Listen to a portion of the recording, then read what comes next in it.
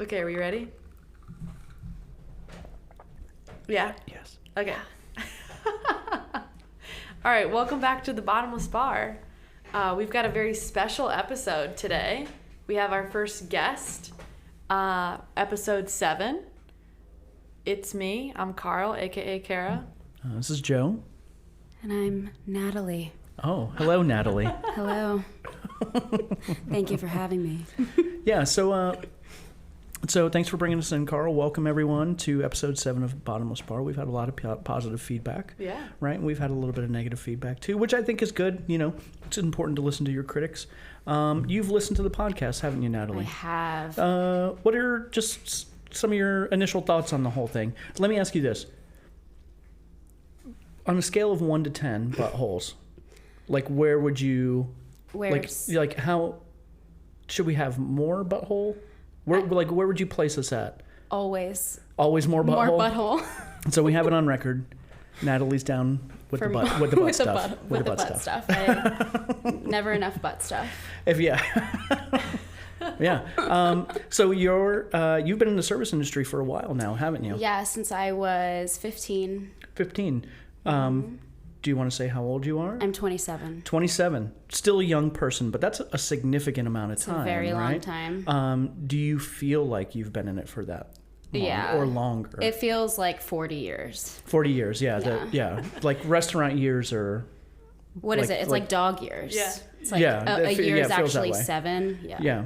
And you said you've done everything in the service industry. You've worked in a kitchen. Yes. So You managed a kitchen. I've managed a kitchen. Yeah. I cooked in a kitchen. I did catering. I started catering.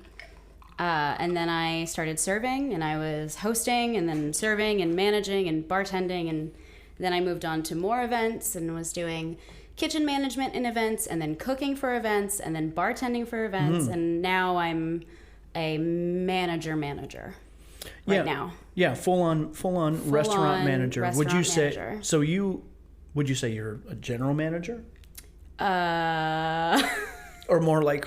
No, excuse me, like a front of the house. I'm front of house manager. Yeah, fair enough. Is my official title. So, do you like it? Do you like being in the industry? On a whole, obviously, we all have criticisms, right? Right. But on a whole, do you like being in it? I mean, you have a degree. I do. Right. You're obviously not using it. Not currently. Right. That happens a lot. Yeah. Is this something that you would be content doing for a long period of time? Like me, I've been doing it. Yeah. 30 years. Yeah, you're a long hauler. 30 years. Yeah, to one degree or another. But so say, I used to be 6'4". When I was me too. When I started in the industry. It's really worn down and on you. now I'm 4'10". So, anyways. I feel very grateful for all of my experiences in the industry. That's generous. If I didn't choose some of the paths that I'm on now, I would say that I could probably sustain more time doing it, Sure. But I just got married. Congratulations. Thank you. And I kind of want to focus on family, and it's the hours right now that's really getting to me more than they ever have been ever. Yeah. I felt the same way. Yeah, there's always something. It's like you guys said a couple episodes ago, I forget which one, but you said it's what you love about it is the hours and the pay and the flexibility, but it's also the hours. Exactly what you hate about it. Yeah. But yes, I'm very grateful for the industry and what it has taught me since I was a child. Yeah. Do you have a preferred? Let's just say hypothetically that you're going to stay in. Mm-hmm. Do you have a preferred position? I think I might now. Yeah. After doing all of it, I can tell you what I like doing the least too, if you want to hear that. Yeah, sure. Let's start with that. My least favorite position is hosting. Okay. I've hosted at a lot of places, and people love to, especially me, I'm a young, small girl, and I'm like, hi, welcome to blah, blah, blah. I'm so happy you're walking through the door. Yeah. And then if something isn't exactly the way that the guest wants it, they just will go right after you. I've had people abuse me right at the door. So I hate hosting. I have to cover for it sometimes, and I hate it. I like, oh, I hate this. I hate this. I would honestly prefer bartending over all of it. Yeah. And all of it. So you do a bit of that now, yes, right? I do. As, you know, you're front of the house manager. People out there that may not know, if you're doing your job right, you are a utility knife. Yeah. You run food, you pick up tables, you greet guests, you jump behind the bar, you get ice, you stock, you roll silverware. Yep. You basically do everything, and that's, I think maybe some managers get it wrong in thinking that they're above that now, but that's ultimately what your goal is to support your staff, and because that's how the business operates. That's how people make money. But what was my question again? I already forgot. What I would prefer. You asked bartending. Like you. Oh God, I already lost it. Help me. I'll go. Yeah. I think I have the most fun bartending. Sure. I like making things with my hands. I like being in my one spot, but not standing in one spot like a host does. But like moving around, you know, where everything is, and the night just goes by so much faster when I'm bartending. So whenever like I have to cover the bar, like, oh, I gotta cover the bar. Sorry, see you on the other side. I'm not gonna worry about the rest of you because I'm gonna focus on this job. Yeah, it's definitely fun. I mean, there's low points. We've talked about those, but I think bartending's really fun. Yeah. Yeah. Well, I love bartending because I get to more or less be myself. Right. Would you say that there's a different mentality when you walk up to stand next to somebody's table? Like they treat you differently, right? 100%. Yeah. And same as when you're with the host, right? Or if you're working the host stand. Yep. It's definitely different. And, you know, one of the things I like about bartending, you're expected, my opinion at least, you're expected to be a bit of an authority there, you know? Like an assistant manager almost. You're handling money, you're handling the booze, you're dictating service a little bit out on the floor. I had a question. This is going to bother the shit out of me. It's okay. Well, anyways, so you'd be a bartender. You'd continue to be a bartender. Would you want to work? Do you mind if we talk a little bit about where you're working now? Obviously, we won't mention it. Yeah, sure. But it's a popular place. It's a special place. It's a special place. It's really nice. It's great decor. I have to also bring up that you tell me every time you come in, do you want to finish It's one of my places. It's one of your if places. It's one of my If you're trying to impress a girl? If I'm trying to get laid. It's like that in the Columbus bowling alley. Yeah, well, it's it's the opposite end of town, but it's one of the places, and it works. It works. It's a great little place, and you've been there, haven't you, we Carl? go there often. It works for me too. Yeah. Ooh. Does it work? What about you, Pod Mom? Does it work for you? Mm-hmm. Are you just like fully torqued thinking about it? No. He's fully torqued to the bathrooms. Oh yeah. I don't know why people like the bathroom. Is it this Yeah. It's the ambiance. Yeah. We have a very sexy bathroom. One day when you're old enough, you'll understand. Thank you. Yeah. Maybe I will never understand. Maybe it's because your height, you can't see directly into the mirror. That could be. Yeah. That could be. That happens a lot, actually. Just I have to carry around my own. Toilet. Yeah. But anywho. Yeah, it's a lovely place. Yeah. I already fucking forgot. God damn it. Should we just take this? Natalie, yeah. Go? You know what? Thanks for coming, Irene. Thanks. This is Good night, Jeff. the end of Bottomless Bar. We're going to hang it all up. Episode 7. Be sure to tune in next week. Yeah. Where I won't be here. It's just us now. So I don't know, Natalie, let's talk about, you've obviously had to have had some good experiences, bad experiences. Yeah. You've been in the service industry a long time. That makes me feel like you don't totally hate it, right? No, and I keep coming back for more. Yeah, and I stay at places a really long time, probably longer than I should. So that has probably something to do with the management. Oh yeah, I've lucked out. I've really lucked out, I have to say, with management. I know you guys talk about management sometimes, and everybody's got their management horror stories. I definitely have mine, for sure. Well, it's very important. Yeah. Yeah. Now you're a manager, so you have to And now understand. I'm a manager, so I definitely feel like I came from good managers who treated me well And now I want to do the same for my employees as best as I can. And sometimes I feel way in over my head, like there's no way I can manage these people because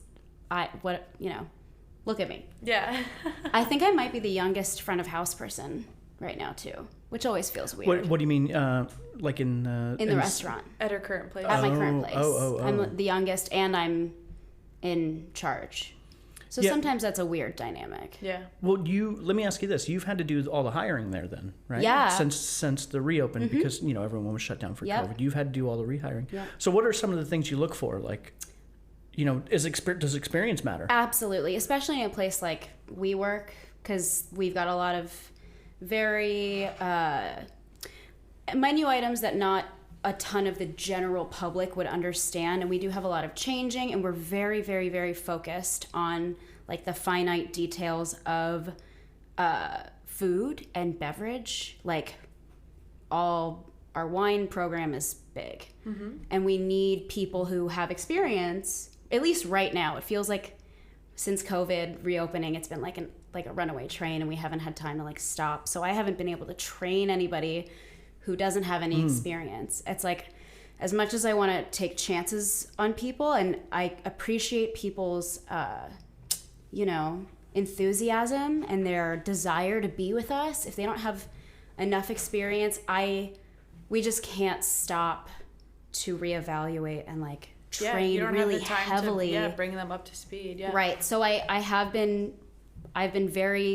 lucked out with staff. I've had very low turnover since we reopened. Which really helps push your vision forward. Yeah, it really, absolutely. really does. Because then they start to care and like really care about their service and the success of the restaurant. Well, it allows you to focus on other things. Yeah. Yeah, and definitely. So in my time in management, one of the things that I've always kind of looked for is a self-starter, right? When hiring someone. Right. And someone with experience. And I guess I wanted to, what the hell is wrong with me? There's a certain onboarding process, right, that you have to go through. Yeah. But then it's also nice to just plug people in there and not pay attention to it. God damn it. Yeah, and just trust them that they're going to do the job that you need them to, and you won't have to handhold for very long. Yeah. But I had a larger point that I wanted to ask. It'll come back to you. Don't. I know. I'm sorry. I'm killing myself here. I'm gonna tap out a little bit and let you guys. All right. Let us chat. I'm gonna sit back. Yeah. It's now. So. Well, I feel like back to my original question that got the train that got diverted was I know. Just mute me. I was asking you about your good experiences and your bad experiences. Yeah. Do you want to touch on anything? Is there anything that sticks out to you? I mean, like what is the type of stuff that like your good managers did, right? That made you stick around and stuff like that. So I have one story that encompasses both of those things. Okay, great. Of like the worst experience I had ever had in the industry and the boss who like came and picked me up and held me. Yeah. Like I'm very lucky for that, but I just had a private event. A place that we were discussing earlier did private events, and one server would be assigned to that event, and it was awesome because you just focused on that and like making sure that they had all of their food and whatever, and you could leave with a lot of money, and it wasn't in tip pool, like that was your money that you were going home with. Yeah. And I had this one event. It was like a 40th birthday party for this man and his wife. They were very mean. How do you say? To put it nicely, mean? they were mean. Okay. And they were making fun of me. They were making fun of me. What I was wearing, which was just a really cute blazer. I don't understand. I was trying to look professional. And they were like, "Oh, look at you, freaking dork." And at this point, you're the server. You're not a manager there. No, yeah. I was just serving there. And his wife... Am I good? Okay, yeah, sorry. It's okay. They just drank and drank and drank and drank and drank all night. and they were so mean, and they wanted to buy like bottles of liquor, and I was like, we don't do that. We're not They thought you had bottle service? Yeah, but like it was just absurd. And they were like, well, we're going to call the owner because we know him. I'm like, oh my gosh. Love those people. Yeah, we're in with the owner people. Were they? I have no idea. I never found out because I was just like, you can't use that against me. Like, I'm going to do the right thing that he hired me to do and not overserve you freaking dum-dums. Right, yeah. And then, anywho, they got so drunk, and the wife ended up throwing up all over the floor. At the table? Yeah, in the room. She threw up all over the floor, and I was like, okay, you guys, you gotta go. Yeah. And that was a night that my manager at this specific restaurant, she wasn't there. And I call her in tears, and she said, hold on, I'm on my way. And she is in her pajamas, runs to the restaurant just to hug me. Oh. Just be like, we're so sorry that you went through that. And then it was a whole thing, like days after, they were like, what happened? We need to know, like, we know who these people are. They're not allowed here anymore. Like, they really stuck up for me. I felt very cared about.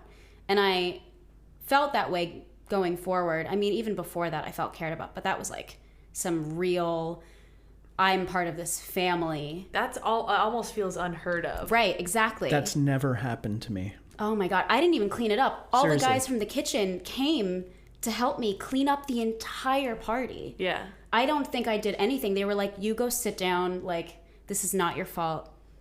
We're going to help you. That's incredible. It really was. It really was. And it really painted my perspective of like, oh, there are some people in management that really do care about you and really want you to succeed, and the customer is not always right. And you got to take care of the people that work for you, or else they're not going to work for you anymore. Right. Yeah. Do you think that it would have went down the same sequence of events minus you plus me? Right? Do you think they would have acted out in the same way? No. Do you think that? Right. It was like, I think I might have been The customer. 20 at this point. Right. Yeah. The customer. Yeah. Yeah, I was like 20 years old maybe. And I was alone too. And there was like 35 of them. And they were all older men, just a few wives, but mostly men. Yeah. Do you think that they are people that would have come there if there wasn't an event? Do you think that they just came because it was like... Oh, it's their friend's like 40th birthday party. Yeah, you know? right. They wouldn't be like regular patrons. Right, no. exactly. Yeah. And they were like, give us a bottle of Fireball. I was like, I don't even think I have that here. Yeah, there's no sir. way. There's no way. There's no That's way. the grossest. As soon as anyone says to me, I know the owner, I Run for the hills. I just lose all respect for you. It's like, well, this is not Yeah, it's going to... like, oh, great.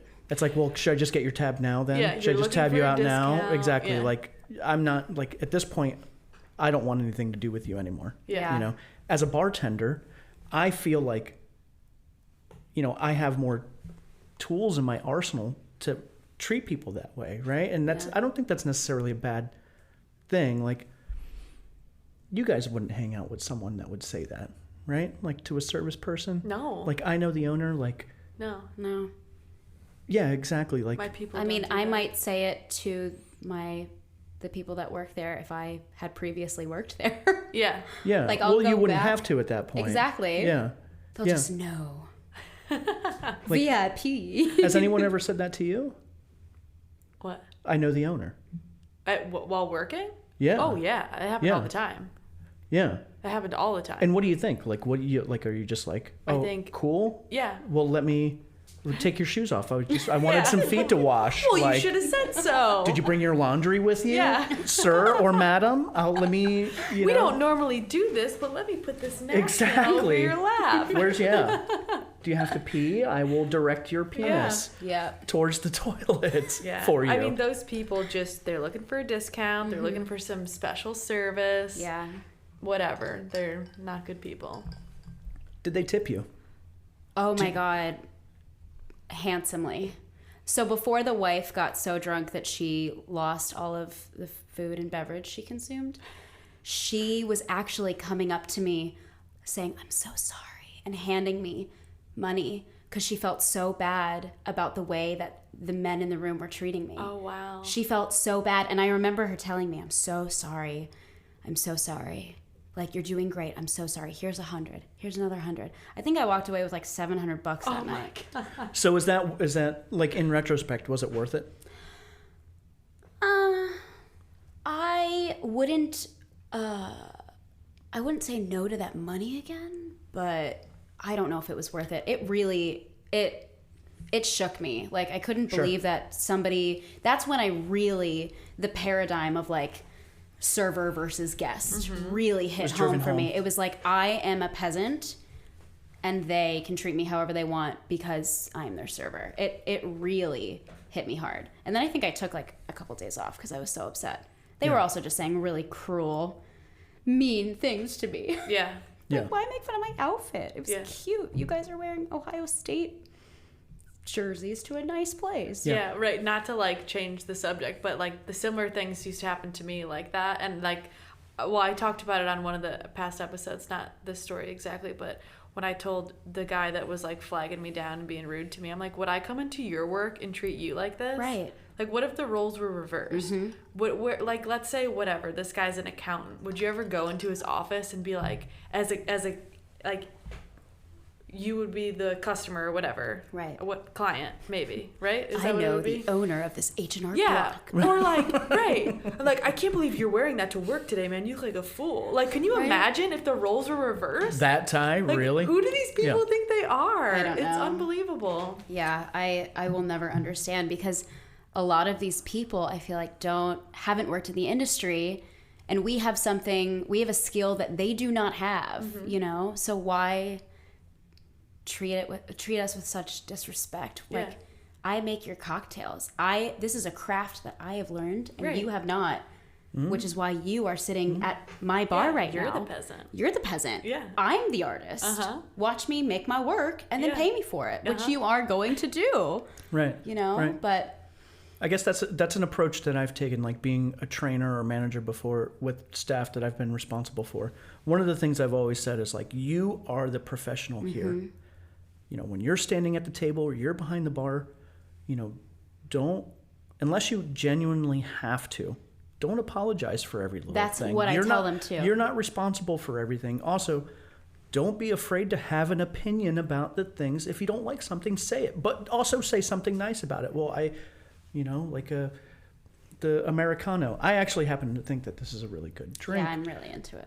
It's solid. But like a martini, for instance, not particularly my favorite. Somebody asked me what I thought of dirty martinis. I'd say, well, they're not my favorite. Yeah, you two have this in common. Especially with the ice chips. Yeah, especially with the ice chips. We are kindred, not kismet. Either one of those. Simpatico, at least. Yeah, you are after my own heart, girl. Yeah, but I would say, well, you know, I love olives, but I don't like drinking seawater, and that's kind of what I think about when I think about dirty martinis. When I drink it, they're not bad, you know, but it's not my favorite. You're entitled to your own opinion, I guess. Exactly, and when that's why he's got a microphone. Yeah, and that's I'm so entitled. He bought right himself now. A microphone because he needed people to hear his opinions. Well, it's because I'm lonely. That's Aww. what it is. It's just an excuse to get people in my house, and then kill them. Oh, great.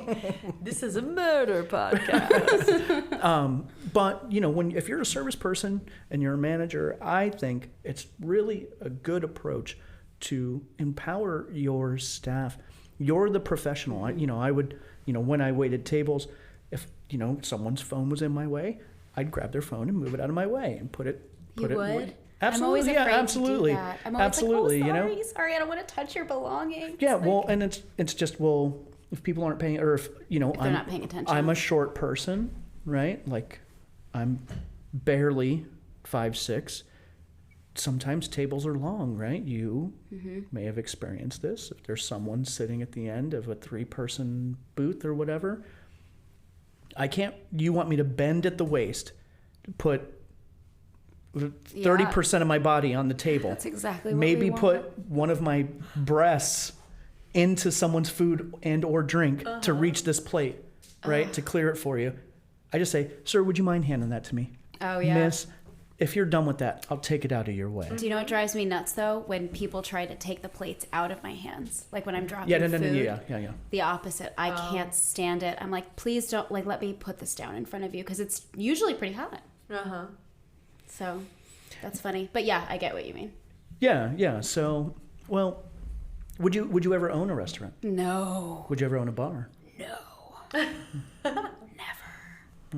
Ultimately, if we can get enough, if we can turn this into a money-making enterprise, You'll open the bottomless bar. That's the goal. I will open the bottomless bar. Absolutely, I just had will, a vision you know? of like neon signs and like, oh, do you know what would be funny? Is it a neon sign of like a man, like your photo, and that his pants flash on and off. I was gonna say too. I was gonna say the penis flashes on and off, but I was gonna. No, that's better. That's it's better. That would probably get approved family-friendly. by the This city. is more Yeah, of exactly. an ass podcast, not a penis podcast. It's true. I was gonna say we could have like our bar stools be like naked butts. Oh, so, yeah. Like from the back, it would just be like looks like everyone's sitting there with their ass out. Those I've seen those before in real That'd life. be good. I don't hate it. Wait, that's a real thing. Uh-huh. Oh, shit. Yeah, they're like little tushies. I thought I was about to really cash in on that. Just Google it and you'll see it. All right. Well, Natalie looks thirsty. I think maybe we should go ahead. And... Yeah, we're all empty here. Very thirsty. Yeah, Natalie's ready for another. I'm definitely ready for am. another. All right. Drink Let's call break, it everyone. drink break. Drink break. All right, welcome back, everyone.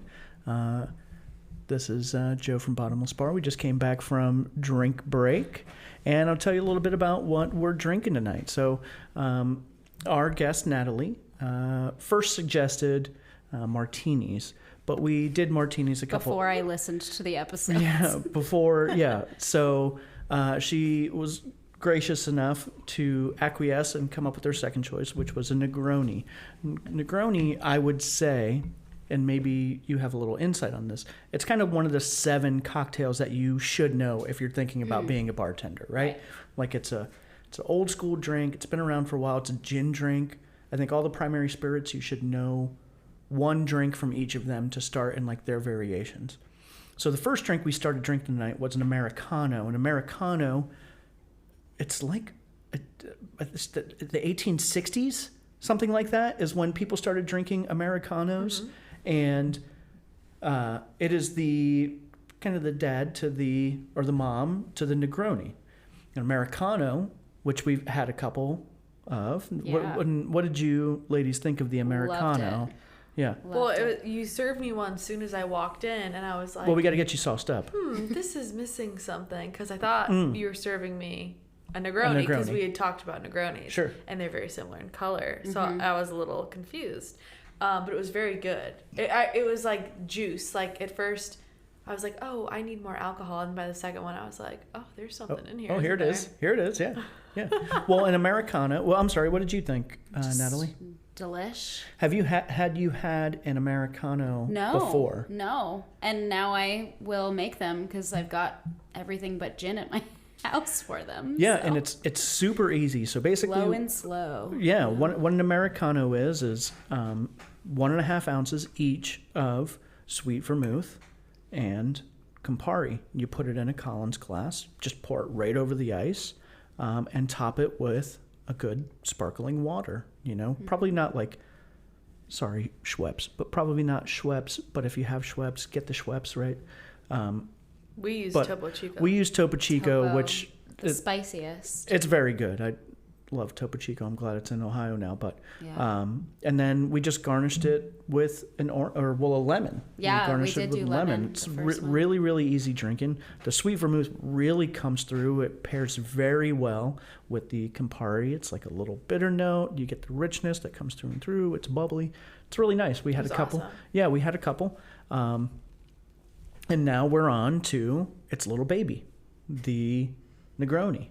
So Negronis are, again, classic cocktail. Yeah. Came about sometime in the 1920s, something like that. And it's actually named after the person that came up with it. He was like a count in Italy or something like that. It's like that's Count cool. Count Negroni. This is, don't quote me on this. Again, I'm going to Google it right now. Yeah, please. Dr. Negroni? Yeah. Dr. Yeah. Negroni.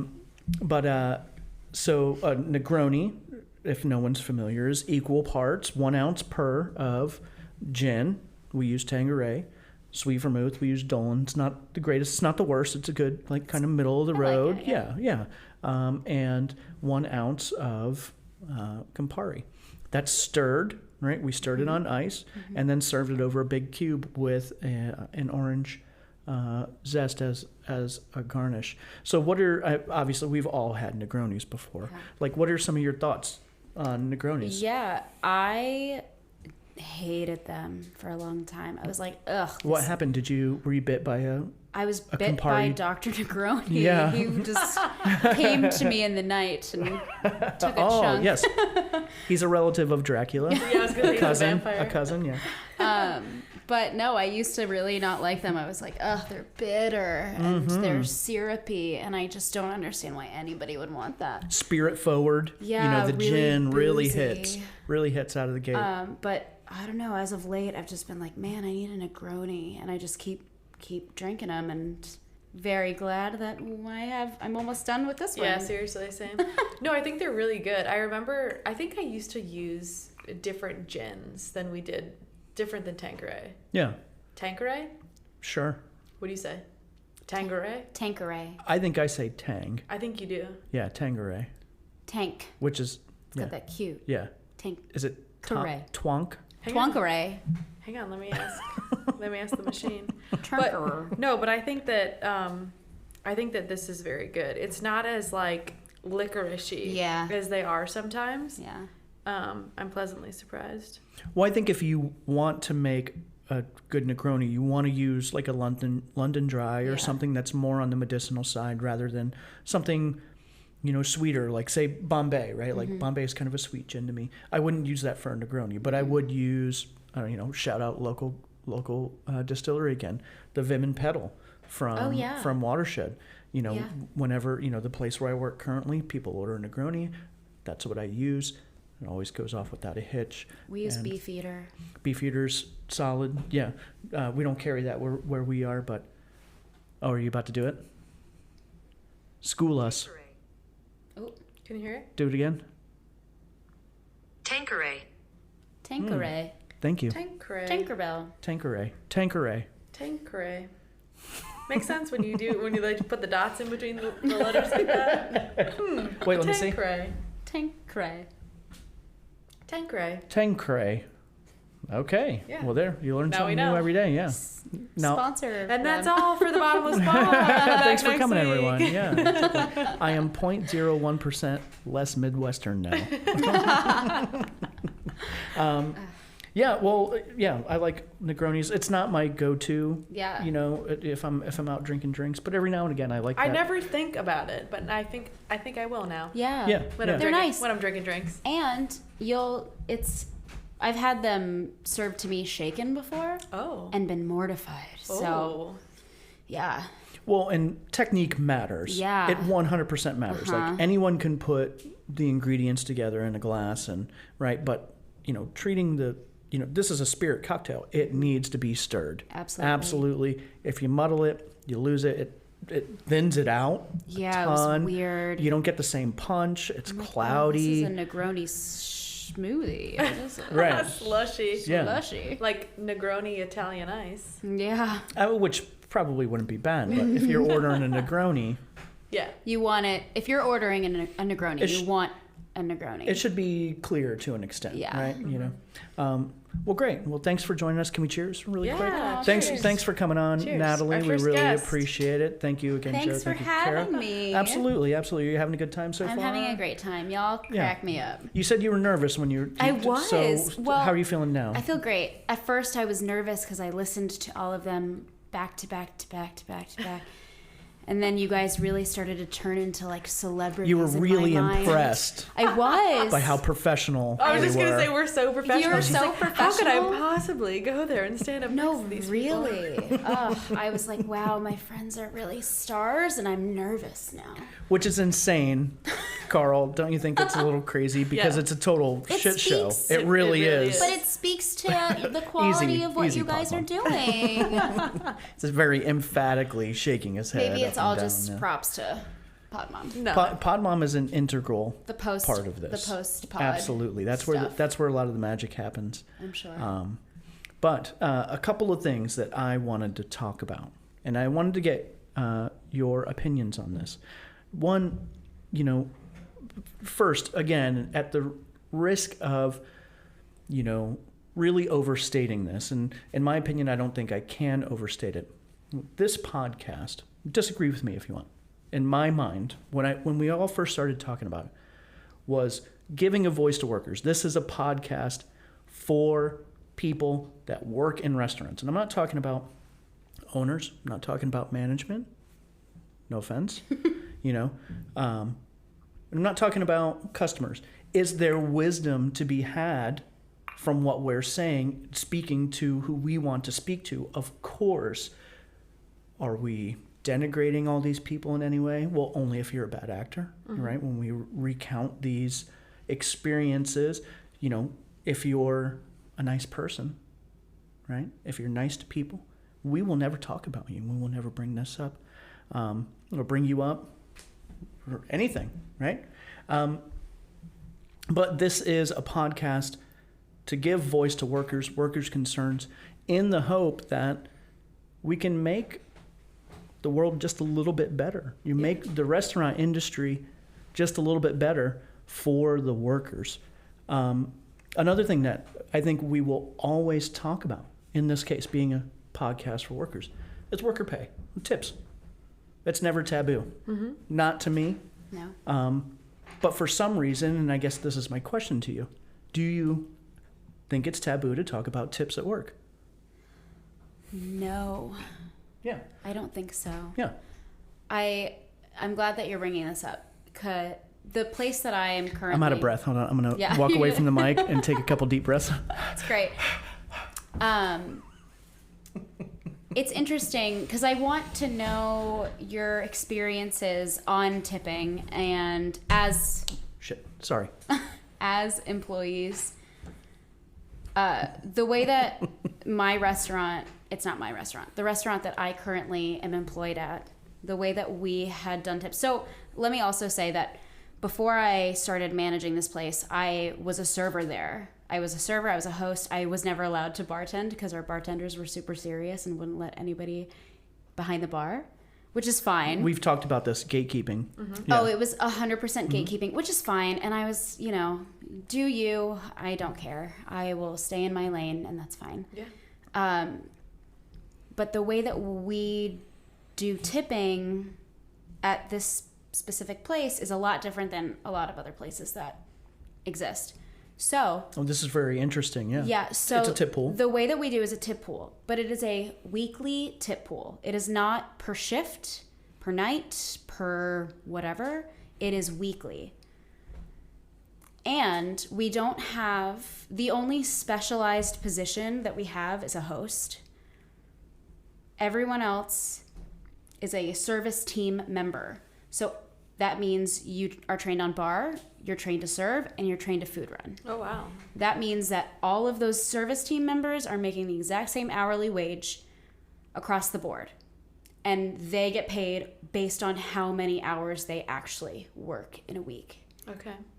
Which is different than what I've ever experienced. No, I've never heard of that. Exactly. Yeah. So it's different. And I think it levels the hierarchy of positions inside of the industry. It takes the... So you told me this a while ago, actually. Yeah, we talked about this. And my initial reaction to that was one of revulsion. Right. But I think there's something to that, just because, if, say you're open Monday through Sunday. Mm-hmm. Sunday, Monday, Tuesdays are usually the slow days. Mm-hmm. If you're trying to live in a house, you don't want to work those fucking days. Right. Right? So if you've been there for a while, and this is my mentality now, I want to work the busy days. I want the money days. I want the money shifts. Give me that. And I think this way... Yeah, which absolutely makes sense. Of course. Yeah. So in the old paradigm. So this takes the fucking stank off that, for lack of a better way to say it, right? Like, it takes the stank off of working Mondays, because you still, you're going to make... Friday money. Right, exactly. And there are people who don't want to work those Mondays. So I was lucky, and I was working all of the... I was very spoiled. I feel very lucky to have been in the position that I was at this place, which is also why I've stuck around for so long and now manage it. I love them all very much. Mm-hmm. I care about this place deeply. Nobody wanted the shifts that I was working. Nobody wanted to work when it was slow. So I would work. And then I would have a really fantastic schedule where I could go home at 4 or 5 o'clock and be with my husband at night, but work the industry, work my normal serving job all through the day because we were open for lunch at this point. No one wanted lunch, ever. Everyone wanted to work nighttime. I don't know why. So the tip pool was for the lunch? Yeah, when we had lunch. Too. Now we don't, but yeah, back in the day when we had lunch, that was also a part of it. But because lunch was slower, I was doing all of the side work for the week during the day that the nighttime people didn't have to do. Work, a lot of like deep cleaning. Squeezing juices. I didn't really do a ton of bar prep, but because they were their own. This was also before we had the service team. This is a new thing that we implemented when we came back when I stepped into this role. Sure. And the problem that we were facing was that if we would just hire a food runner or we would just hire a bartender, like it was a different wage, different hourly wage. Which means more work for you. And then nobody would cover the people that needed covered that are food running. Why would a server who is making X amount of dollars an hour serving cover a food running shift when they're making more hourly but less in the tip pool? Yep. And that just always felt unfair to those people. And we had a lot of very big meetings about it because we had a lot of really opinionated people working with us, which was great. To be honest, if I had worked there, I would be one of them. Right. Which makes a ton of sense, of course. Yeah. But how do you, I hate this word, but how do you dismantle that? And I don't know why I don't like that word. Yeah. But. Well, we talked about that in the last episode. Yeah. Dismantling, we could say rethink. Reimagine. Like Reimagine the way the status, the what am I thinking? Totem pole. Yeah, the hierarchy. The hierarchy of inside of the industry, because there's already going to be hierarchy between like management, ownership, servers, back of house, which is a whole other situation. And I feel like we took a step in doing that by creating a more holistic service team. They all cover for each other. They all work hard at the same time. They all have the same amount of shifts. The schedule is the same every week, but they can pick up if they want more money. They can offer, you know what I mean? And it really, we do the math all the time of what would be more profitable for them, because my priority is making sure that my staff is making the most money that they can. Sure. And when we run the numbers, it just always turns out that way. And it's like dollars, like, oh, if we do tip share for just this night, it's like somebody's going to make $5 extra and somebody's going to lose $3, So it's worked this way. I always appreciated it when I was a server, as did everybody else. But I don't know of many places that do that. No, I've never, that wasn't, when you told me about it, it's like a fucking 100 years ago. Yeah, now. I know, right? Yeah. I had never heard about that before. I hadn't either until I worked there. And obviously I'd worked in tip pools prior to the one I'm in now, but it was usually exclusive, right? It was exclusive to behind bars. Absolutely. It was usually never whole restaurants. It was usually, the place I worked before the place where I work now, we pooled the whole floor, right? It was service staff and bar staff. We all pooled. And one of the pitfalls with a tip pool is poor management, right? If you are not, and you sound like you are, but in this place where I worked, what would happen very often is, because I was, when I first started there, I was waiting tables. I'm a strong server. I look at the whole thing systematically. So what would happen is I would be put in the largest section. I'd get sat with all the biggest tables, right? But I was pooling tips with everyone else. And then I was always scheduled to close, because so then I'd get the late, post-reservation rush, right? But then I would end up making $20, maybe $40 more than everyone else, but they would do, they would have 70% of my sales, so I'd be at like $1,500, $1,800 sometimes 2,500 in sales, run my ass off all night, and then and because of the tip pool, I'd end up making 15% back on that, Right. which is insane. And I ended up bringing this up. I brought this up to management at the time, and he was like, "Well, what do you want me to do?" I was like, to "Well, design it better." Like, yeah. Well, and without throwing other people under the bus, right? So your method is a cure-all for that, and it's really clever. My argument to him at the time was, well, if all these other people aren't as strong as me, why are they working here? One, why do I have to subsidize their wages? yeah, absolutely. Which is absolutely insane. And, this is an issue that you and I lived through, poor management, allowing someone to, kind of like work or not work in this case, and still get paid the same. Yeah. Right. Yeah. Absolutely. Yeah. So that's really... And all of that is completely valid. And also what informs a lot of my our run out of breath. decisions, I will make sure that because I'm assigning sections every night. Sometimes I let them pick, but I'm always overseeing, because we do reservations. We don't do a lot of walk-ins, but I'm overseeing how many actual covers each server gets, and I will adjust. Like, sections aren't like, they're not black and white. They'll shift a little bit. Like, sometimes the back section will also get this one table that's in the front, but that's because they have less going on in the back. So, like, really balancing all of their in and out times, making sure it's all very what's the word? Like even. Equitable.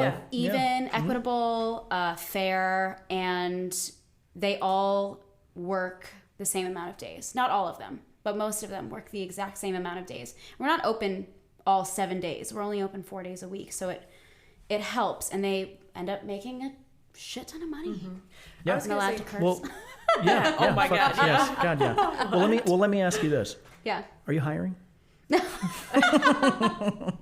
I mean, I'm always accepting resumes. I was gonna say one thing too that I really like about your place, because I go there often.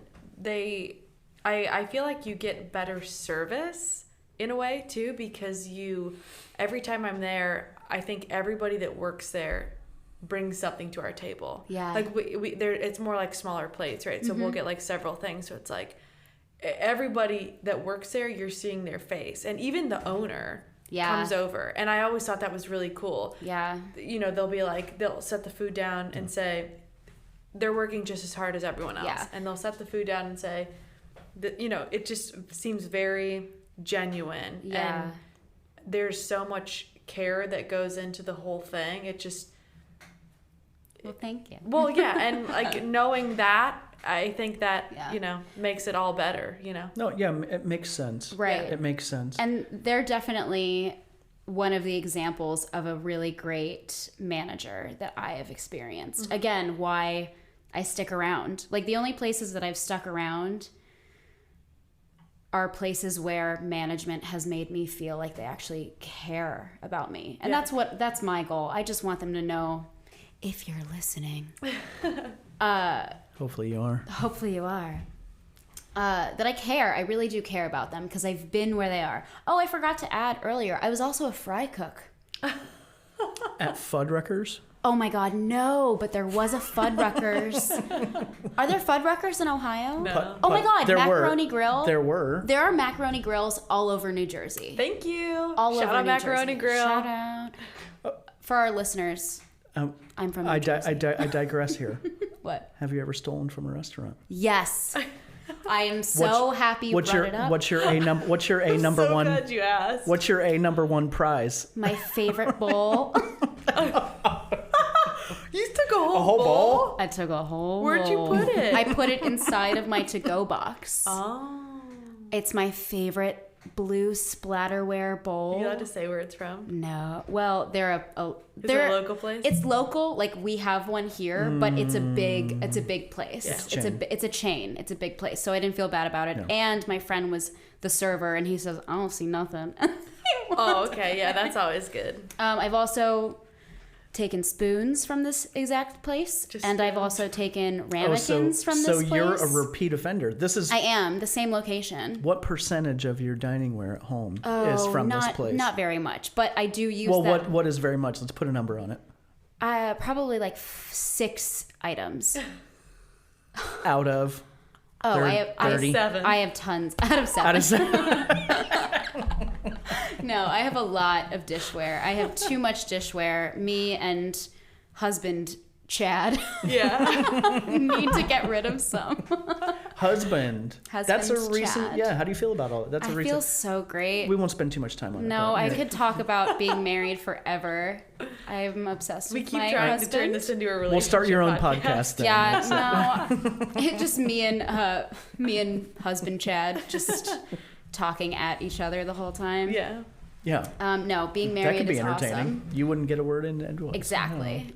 No. I like it very much. So, honestly, in having been to your place as a customer, knowing you, not well, but we've.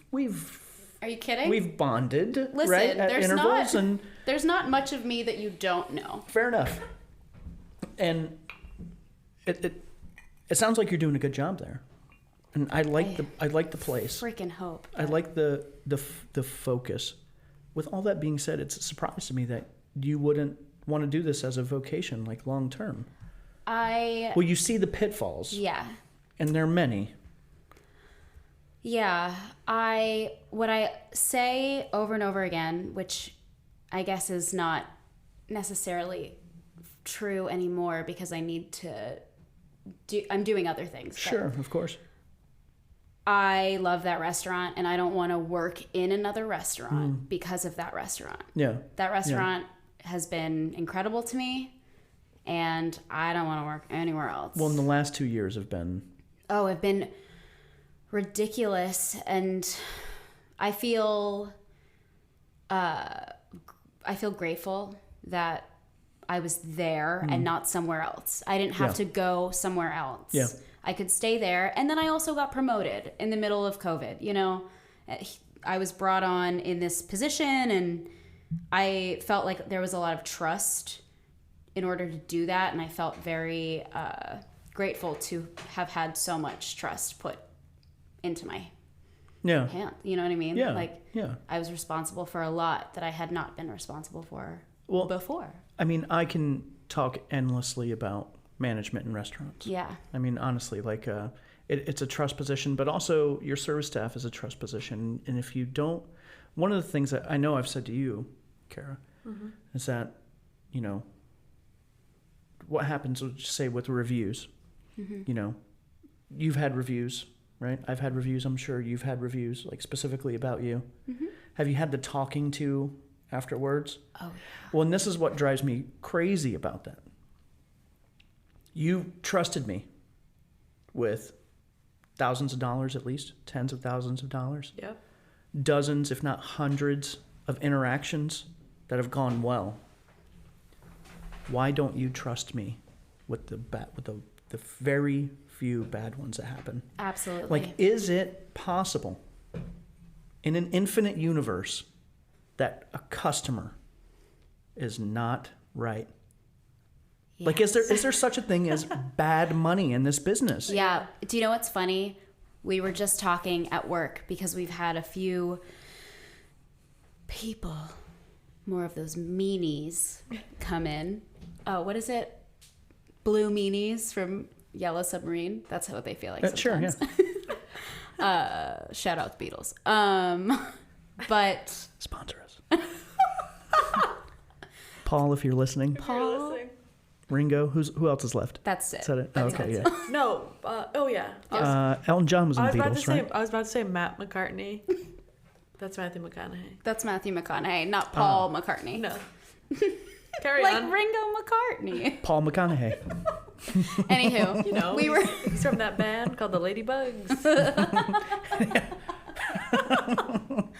What the hell is that? Like a beetle, a ladybug. Sorry, it went right over my I head. need to take a laugh break. I'm losing my shit today. I don't know what's happening. That was funny.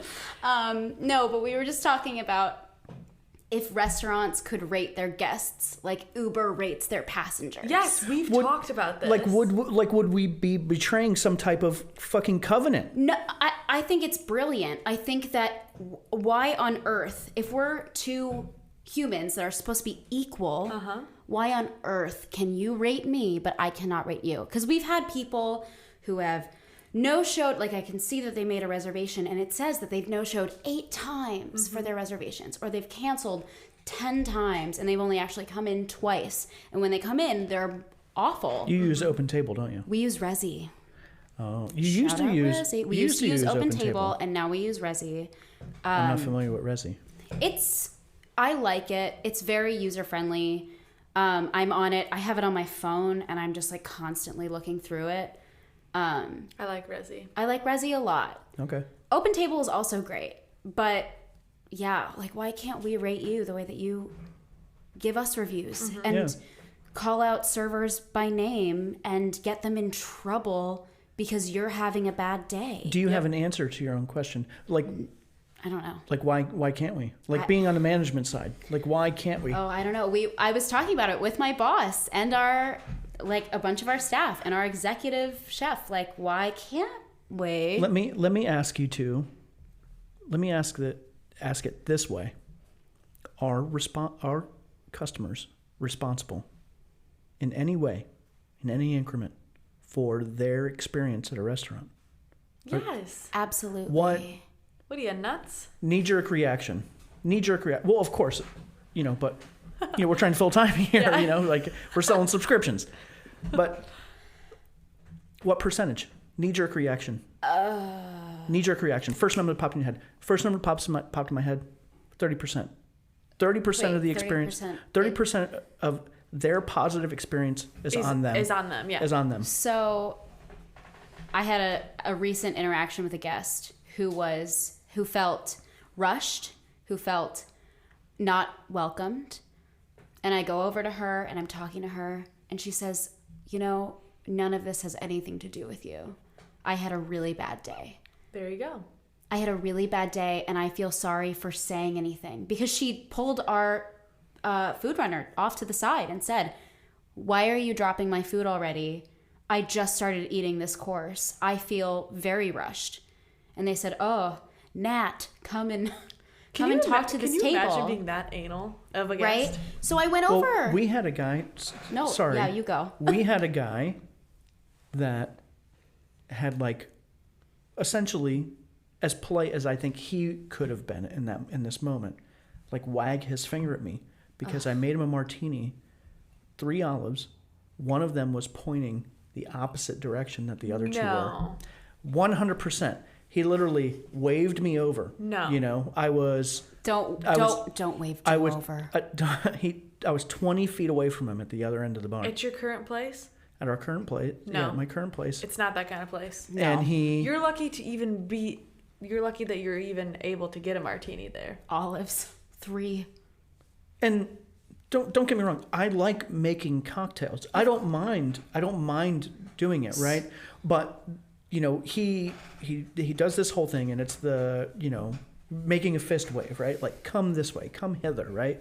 And I walk down, and he's like, nothing's wrong, but the next one, can you just make sure that my olives are all facing, the pimentos are all facing the same way? This is the first time you've seen this person? It wasn't the first time, but it was the first time I had waited on him, and this is a while ago now. Oh my. But I turned around, right, and you're 180 degrees, right, away from this guy, right? Like your back is to him, and my face, I couldn't contain it. I was just like, what the fuck? Oh, you can't, yeah. Exactly. It's like when you turn around and make the jerk off motion, right? Like, yeah, okay, it's like, whatever. But then he ordered another one, and I made it happen, right? That's not even something that I would think about. I don't think I've ever thought about that.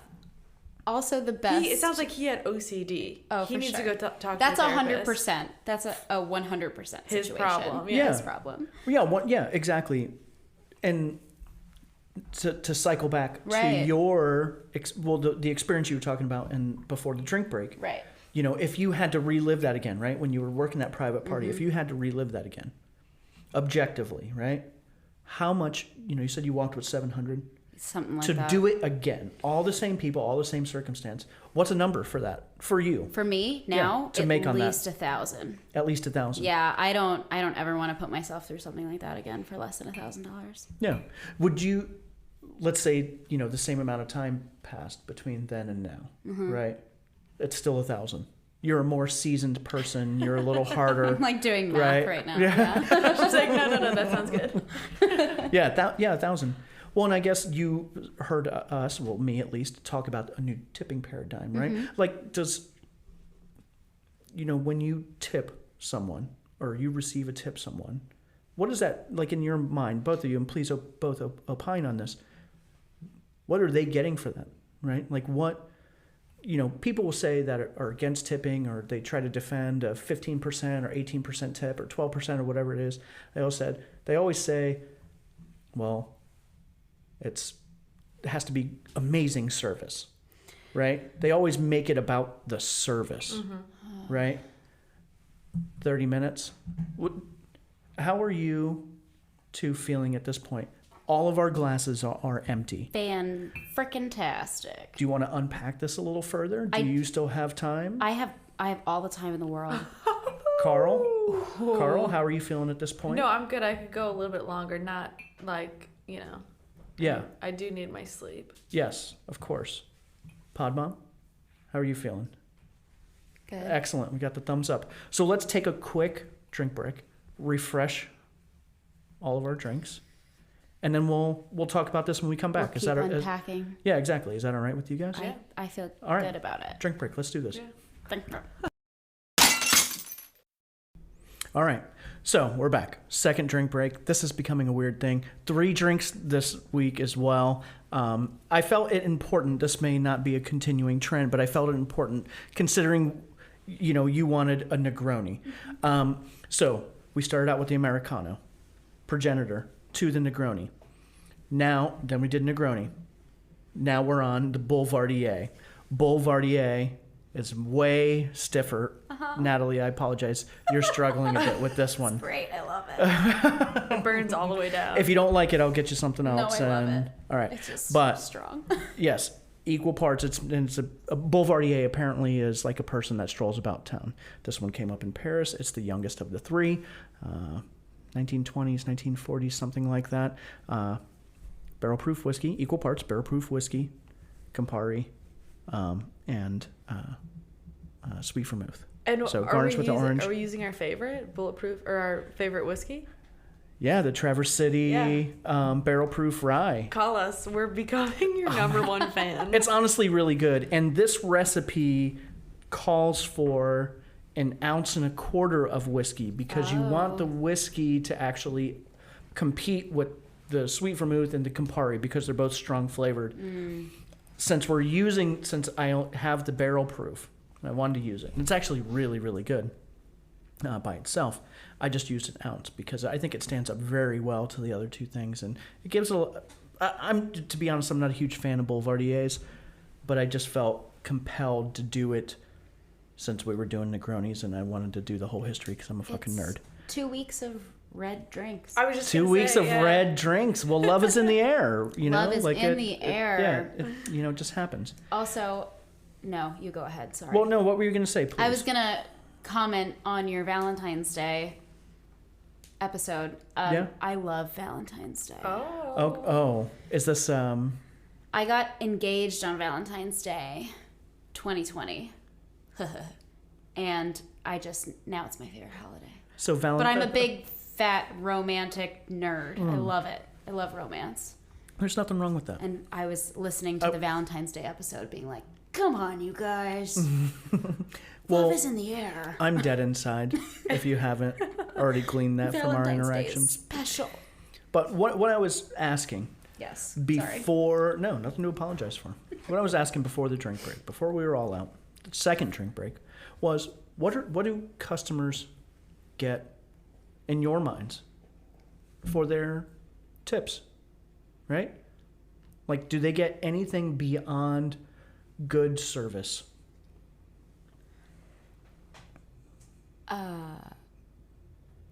If it was me serving them, I would hope that they would walk away feeling listened to. What's the word? Anticipated. Their needs were anticipated. Mm-hmm. Wow. And I could impress them with what I could do for them. Yeah. That's what I always tried to do. I always tried to be also honestly myself. Like, I never tried, like, of course you always have like your server voice, and you always want to fake some things that you don't know. Mm-hmm. But I would always try to get to know people, anticipate their needs in a way that I could just be like, yeah, you want another one, right? Or like, yeah, you're going to get that pizza. Oh, if you're going to get that pizza, you're going to get that wine. Or you know what I mean? Mm-hmm. Yeah. I served pizza for a long time. Several different places. But that's what I would hope. That they felt like they were part of it while they were there. Sure. Carl? I just want to make people laugh. Yeah. So Mission accomplished. Wait, I have more to say. Oh, I'm sorry. Well, you look like you were about to fall asleep there. Oh, stop! Well, listening to Go you ahead. all the time gets a little like, oh. I get it. I'm just kidding. I love you. That's some people think I'm a narcoleptic because I have to hear myself. Narco. I couldn't think of the word. I started the word, but then I couldn't remember it.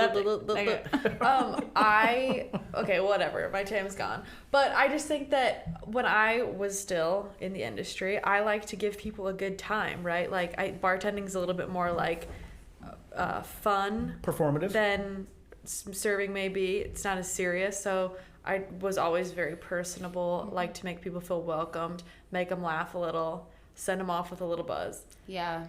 If you could make them laugh and get them a little buzzed, that would be, that's always key. What if have you ever offended someone? Oh, yeah. I don't know, actually. Oh, my God, no? I don't know. I'm a very offensive person. I think I'm a very apologetic person, so I'm like, oh, I don't want to offend. Should that affect your tip if you do? And I mean, just by being yourself. I'm not saying like, you're part of this fringe group or you're part of that fringe group or you're whatever. I'm just saying like you have a particular brand of humor. You were faking a particular menu item. You didn't necessarily know what a fucking daikon was, and you were like, "Oh, it's like a potato." Oh, I've had a woman say, "What is a shallot?" I said, "A shallot?" Yeah, but then you faked it, and then they caught you on it, and they were like, "Well, who? Never what correct the fuck?" And people then pronouncing things. They hate and then that. 15%. Yeah. Right. I don't think I ever got. A small tip for my ball busting. Yeah. I think people appreciate it, but I think that I have a good way. I did it the same way when I was talking about like people that I've dated. Like, I'm good at like offending people, but making it funny to the point where they're like, what she's saying is 100% true, and I could acknowledge that and laugh at it. Right. It's so ridiculous. Is it contingent upon you to, as a service person, to make sure that you aren't offending people? Like, do you have to, I guess my question is, do you have to meter yourself, and how much? And, how much is reasonable to expect from a customer's perspective with, say, 30% of the service experience being positive on them, right? Yeah. Like, should you have to meter yourself? Sometimes. I don't know.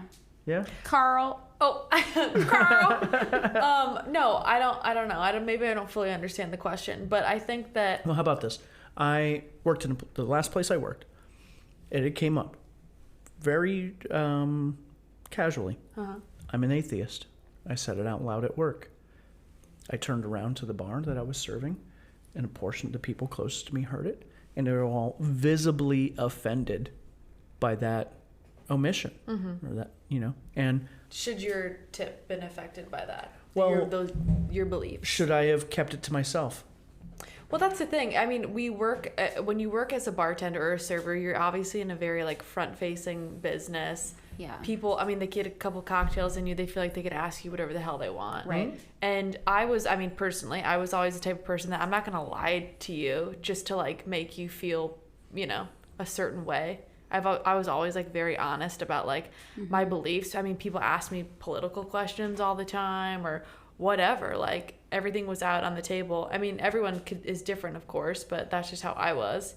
And I never felt that anyone treated me any differently. The customer didn't do anything different. So I guess it depends on where you're working too. So like where I have served, I never tell people my name. Oh, so when you approach the table. Yeah. I'm never like, hey, I'm Natalie. I will be taking care of you. It's like, hi friends, how are you? What can I get you? What can I get you started with? And I had a boss that said they should never need your name. The service should be good enough that they don't need to call you by your name. And like by the end of it, and they're like, what's your name? I'll tell them if they're nice. But like when you're serving, 100 different people in a night, it's like I don't ever, not that I don't lie or try to fake. I mean, you fake it till you make it. I love that. You always fake it till you make it. But I never was more, I didn't give them more than they were giving me sometimes. I mean, obviously if you need to turn it on a little bit more, you do that to make the money that you need. But I dodged a lot of questions like that because I didn't think it was people's business. it's not relevant. Yeah. Exactly. It's not relevant to their service experience. But in a different place where there are regulars, you are behind a bar, you're not going to tables, they're coming to you. I feel like the dynamic is a little bit different and there can be a little bit more sharing, but I feel like I would only do that with people that I felt really safe and comfortable with. That like I knew them because I've served them for Oh, sorry. No, take your time. Served them for years. But I wouldn't, if somebody were to ask me, what is your religious affiliations? I wouldn't be like, I'm a Jew. Well, I mean, I would because I just did. But you know what I mean? Like, I would be like, oh, or who are you voting for? I'd be like, oh, well, let's save the politics for later. Or you know what I mean? Yeah. And I feel like those are the fleeting interactions you have with people. And like, if the less of those, the better. So I always try to avoid them, I guess. Well, what if I said who I was voting for? Like, If you were my guest. Well. Or if you were You're the guest. I'm the guest. I would never ask you that. Yes. Well, in this hypothetical scenario, right? Well, let's say that I let it fly, right? And you happen to hear, does that matter to you at all? No. Even if it's someone that's opposed to you. Well, right? I guess on the political spectrum, right? Maybe a little bit. Would it affect your tip? I probably wouldn't. Everything else is fine. Everything else is fine. Service is great. Drinks are great. But then I found Food out is that great. my server, music is great. You don't have to name a political party, but was opposed to you. I was going to say hates women or something. I don't know. You see that a fair amount behind a bar, right? Oh yeah. It would probably, it would affect my return. Like I might not come back to a place. That's a good way to put it. But I wouldn't tip less because we've all been there. Yeah, and we understand they're still a human being. They provided you good service.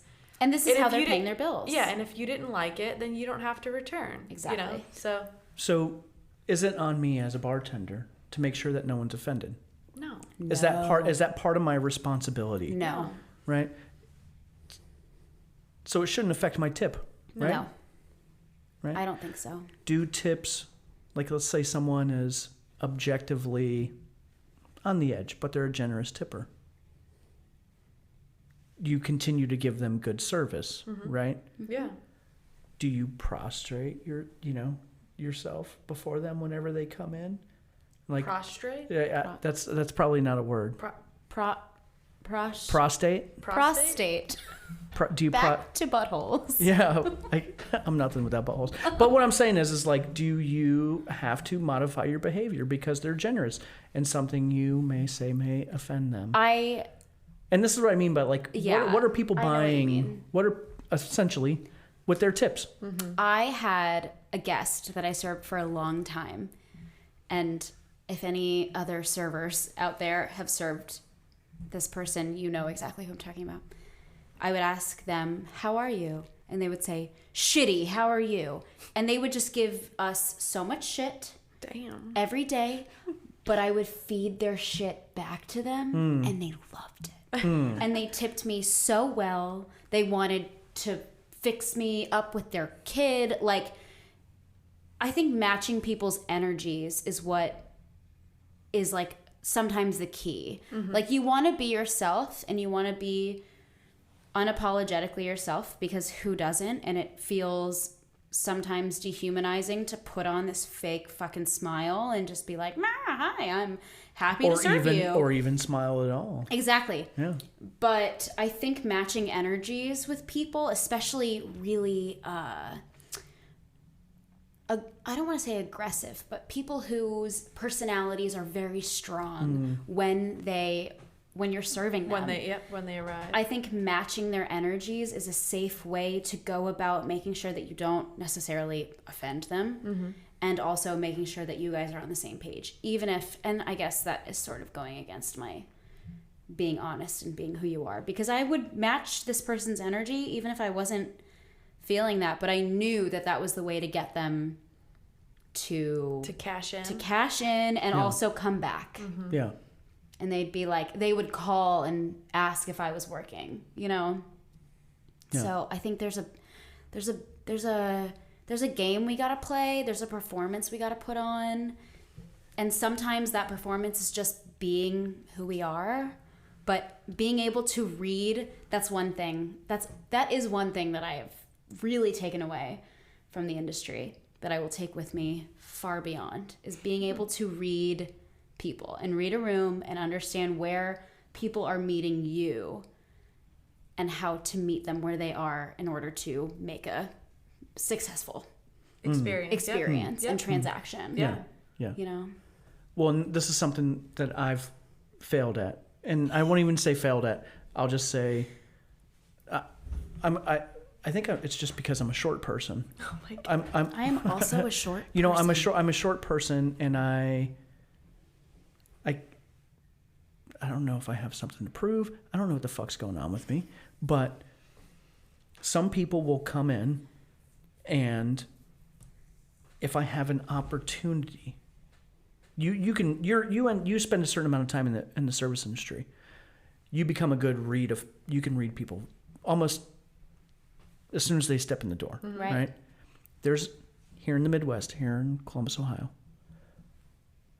Ohio State is everything to a certain, and there's some people that will come into the bar and they'll be decked out. And that came out of nowhere. That sounded like a ghost. I think it was a dog. No, I think it was someone's shoe. Or a zipper. Zoop. Anyways, you know, there's a particular person that comes in. Right. They're decked out in the OSU gear. That's right. A weekend. I just feel like they're going to yell at me for some reason, you know. Or wave at you. Or wave at me. Or ask you for a Bud Light and a shot of Fireball. Yeah, a pitcher of beer. Oh my God. God. Something like that, right? What's on special? Y'all got any chicken wings? And do you have ranch? Uh-huh. Do you have ranch? They used to have and then they're mad at me. Yeah. They're mad at me when you can't we sell don't have ranch. When ownership and management decided not to stock ranch. Anyways, I find myself, are you okay? Do you not like the drink that much? You have to spill it all over yourself? No, make faces at each other. Just keep doing what you're doing. I just swallowed really loud and was very aware of it. I feel excluded. Keep talking. But no, there's a certain type of person that comes in, and I feel like, they're sizing me up, and then I'm sizing them up. And then the tumbleweed rolls between us, and I'm like, draw. Let's and I'm tussle. and then I'm like, how can I weave butthole into our conversation to offend this lady? How can I let her know that I'm an atheist and I don't care about OSU football? We don't have Pinot Grigio. We don't.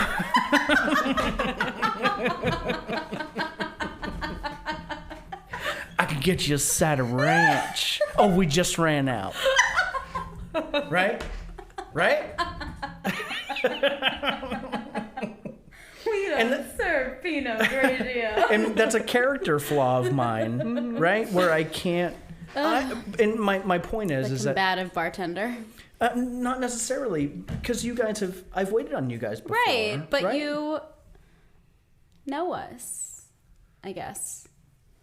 Yeah, but that doesn't really change, right? Like I feel like some people are. I don't know. You know, we make good margaritas, right? Where I work currently, like they're. I've never ordered the margarita. Well, it depends on who's making them. All right. Next time you come in, would you say, Carl, that I make a good margarita? You make a lovely All margarita. right. Pod Mom. Would you say I make a good margarita? You've had one before, right? But I'm gonna order a margarita from you next time I'm there. ownership thinks I make a good margarita. It's basically our standard margarita now. Wow. had a Okay, lady- I'm gonna need this. We had a lady come in. After She our ordered a margarita. Boulevardiers. She didn't like it. She didn't like it. She pulled ownership aside and told him she didn't like the margarita. And fortunately, ownership was on my side because he enjoys it as well. But She wanted like a mix. I, A slushy? that's What my- the hell that- did that's- she want? that's my- like a guess. Jose Cuervo, like out of the bottle. like Cuervo, triple sec, sour mix, Ugh. right? You know, not shaken, just Yeah. like built in a glass over ice, and then add In more like ice, a and like slushy machine? splash it with like soda or something like that, right? God. But my point is, fucking goddamn it, Carl. well, come back next week. I know, right? I know, right? Coral.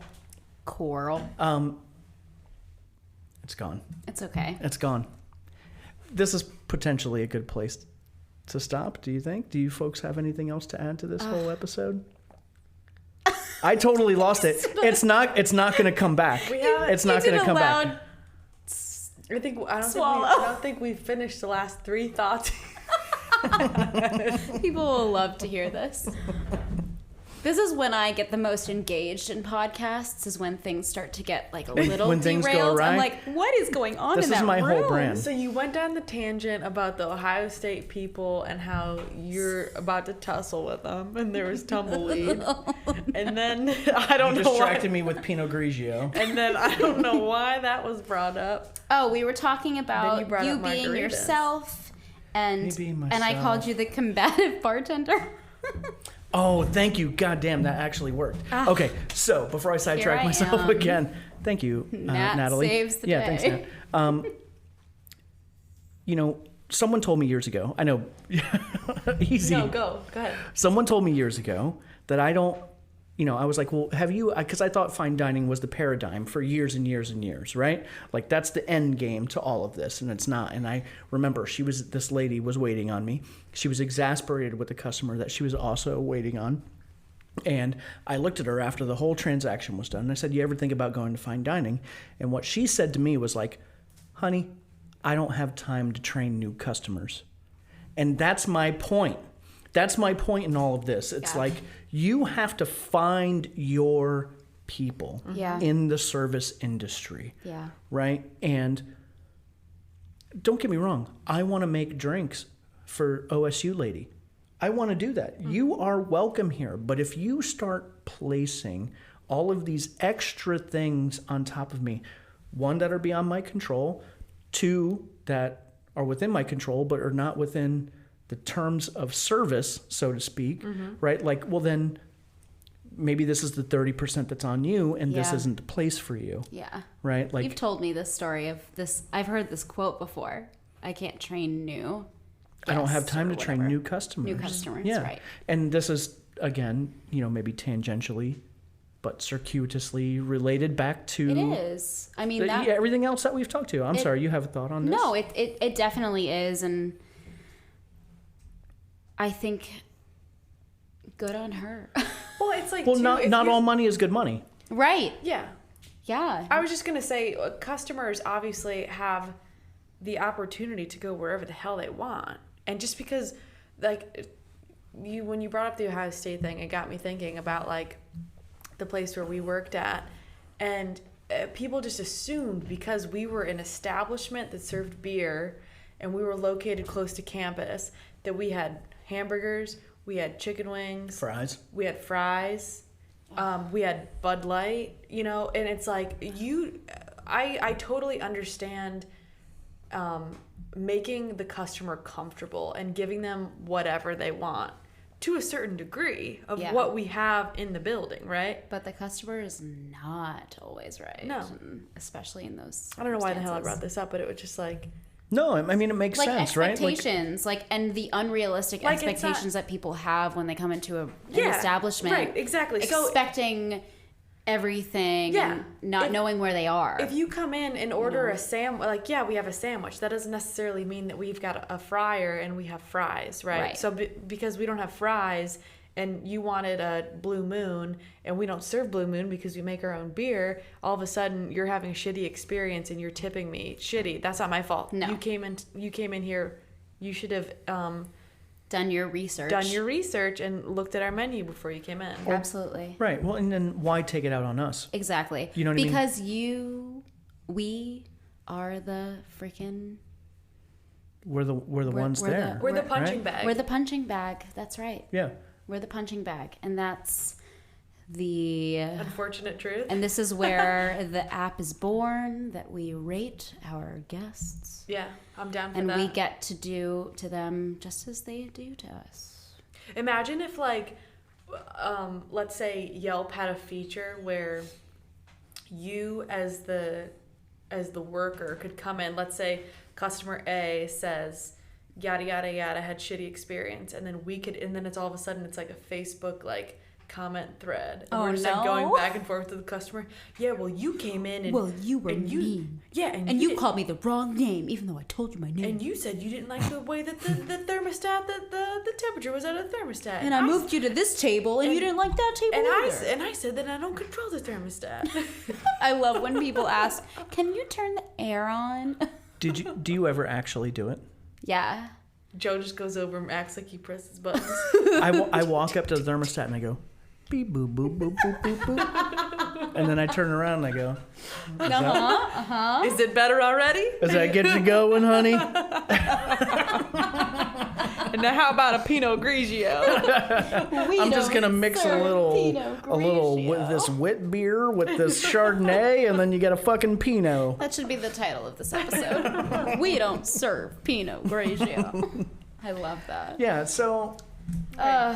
Yeah, have we covered all of the ground here that we're going to cover tonight? Oh, I know tonight, not even, yes. Tonight, yes, but not even close, right? Not even close. And thank God, saved because the world? No. Are we on our way? Hell yeah. 100%. Yeah. Yeah. And if not, again, I've stockpiled tons of ammunition. Oh my gosh. The first time he said that, I'm like, I don't know if I feel comfortable being in your home. Yeah, this is my first time here, and I don't know. Yeah. He's like, where is the ammunition? Is it up the chimney? Is it? Yeah, there's not a lot of stuff in here, so I don't really. I can't tell you. You'll never know. Unless it all goes to shit. Yeah. So we're drawing it all to a close here. Hopefully someone got something from this. Thank you, everyone, for listening that has already listened. Again, thank you, Carl, for being here. Thank you, Pod Mom, for dealing with all of us. Thank you, Natalie, for stopping by and hanging out with us. This is the first time. Me. What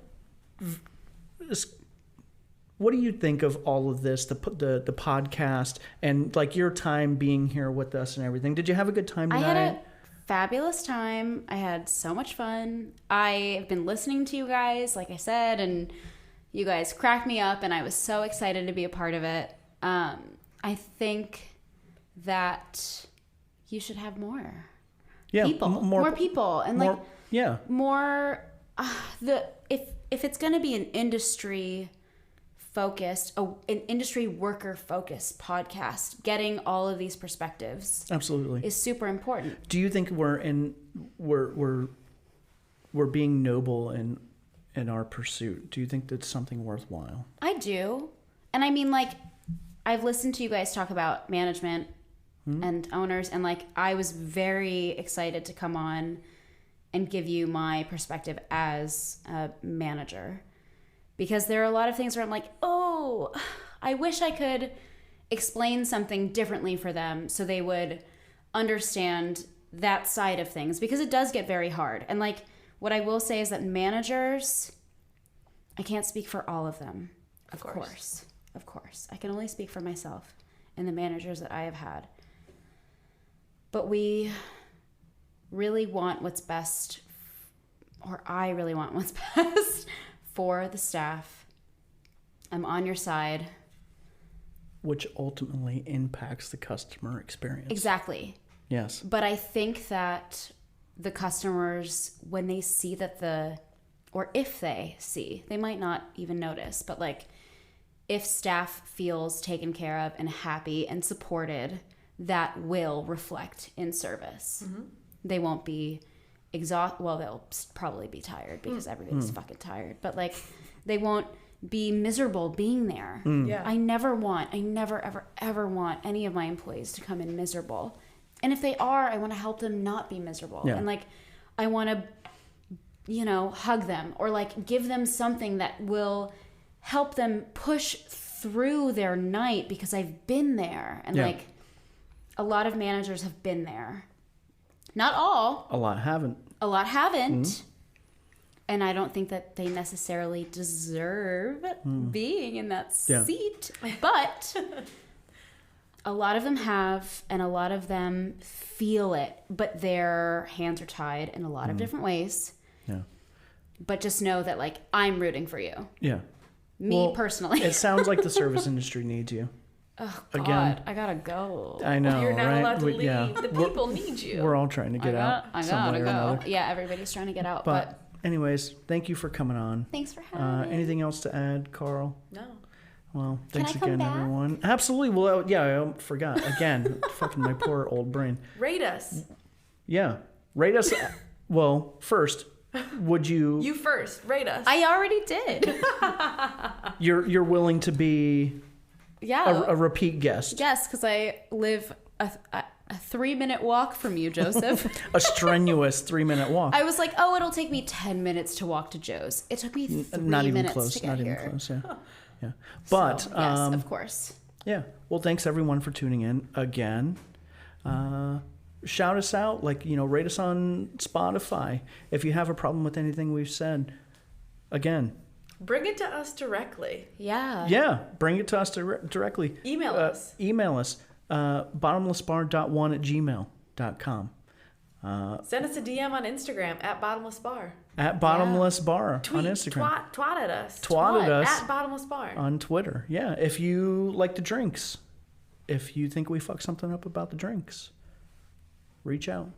If you hate us, share us with your enemies. But be nice about it. If you love us, Send us your prove money. it. yeah, send Feet us your pics. money. We're super into feet pics too. Stop. Joe speaks for himself. I don't want Anyways. to see your feet. Come back next week. We'll have more laughs Yeah, we don't know what we're doing. and more cocktails, but we'll definitely be here. Thanks, everyone. Bye.